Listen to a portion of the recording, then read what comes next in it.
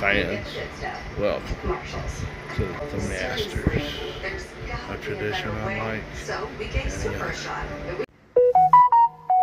In 5, 4, 3, fans, welcome to the 2023 edition of the Masters.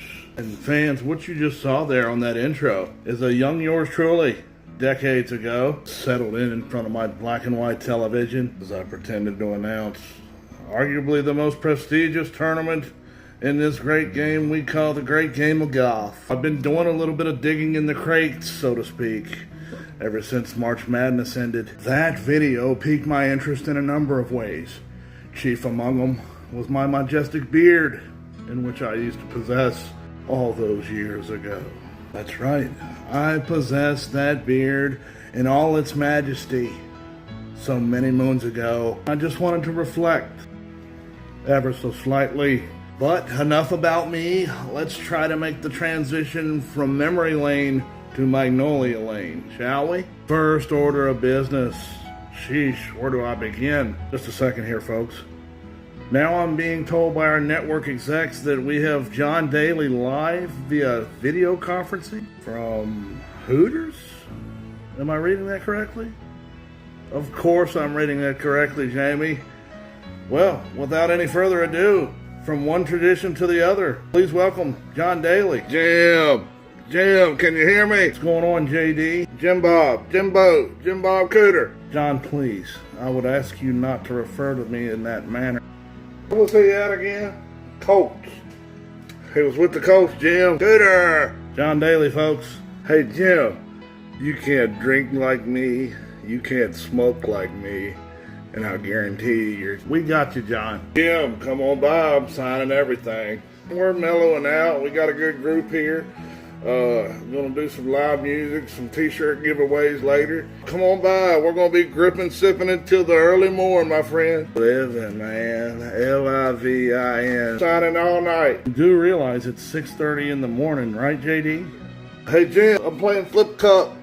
I gotta go sign another pair. Always a pleasant surprise with that rascal. For those of you who just joined us, we are live from Augusta this morning. I've got the infamous Butler cabin in my backdrop. And I am your host, Jim Nantz, not Jim Bob Cooter. I believe John had a few too many libations there at Hooters where he's doing the meet and greet. But folks, we are here bright and early with the calm before the storm. Figuratively. Let's hope that doesn't play out in the literal sense of the word this weekend, or at least keep moisture to bare minimum. Hey, look, we've talked a lot about the sub-airs this week and what exactly it can do to change this golf course. But whatever the case may be, with the sub-airs, the weather, it can surely factor in to just who shimmies into that green garment in this yearly jubilee. And fans, as I stated earlier, where do I begin? The formation of a new golf faction surely has struck a buzz this week, at least in the media, that is. That's right, Live Golf Tour players will be competing alongside their PGA brethren this week in the Peach State spectacle that is the Masters.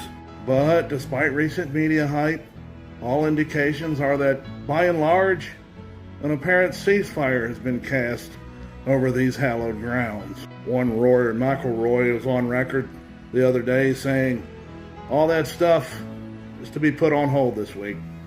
And I, for one, want to commend players on both sides for adhering to this, albeit I suppose Roars only has one thing on his mind this week, and that would be chasing that ever-elusive career Grand Slam. Now, folks, we know about the usual suspects, the Scotty Schefflers, the Rorys, whom we just spoke of moments ago. Rombo. There's no secret that all of the aforementioned can mash and really move the ball out there and have the propensity to go low at a moment's notice. But I've got somebody on my noggin, and I'll give you 3 guesses, and the first 2 don't count. I'm talking about Eldrick Taunt Woods. That's right, Tiger, attempting to obtain that 6th green jacket. It was Big Cat himself on record a couple days ago saying he's not sure how many of these he has left in him. And that's straight from the horse's mouth, folks. or should I say, straight from the tiger's tooth.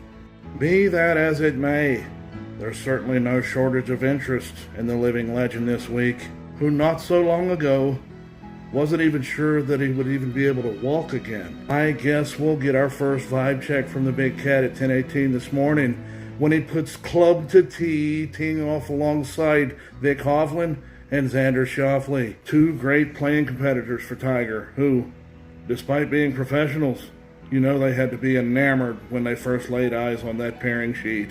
Now folks, as you know, I just wrapped up with my March Madness, so you'll have to forgive me when I say this thing is anybody's ball game. Tiger is a fan of the sub-air systems here at Augusta, so will the sub-airs equal a couple of sub-70 rounds for a guy who spent over a decade of his life as world number one? The answer to that is on the horizon, folks. Will it be a 6th green jacket for everybody's beloved Eldrick, tying Jack Nicklaus for most ever, putting him at just 2 behind in the overall majors department? Truer words have never been spoken when they say, time and tide, wait for no man, as Jeffrey Chaucer so eloquently put it. Folks, I want you to grab that pimento cheese and I want you to scarf it down. Grab you that extra man soda or fruity drink, wine. Perhaps you have a mocktail in mind. Whatever it is in this life, enjoy it and enjoy the 2023 edition of The Masters, a tradition unlike any other.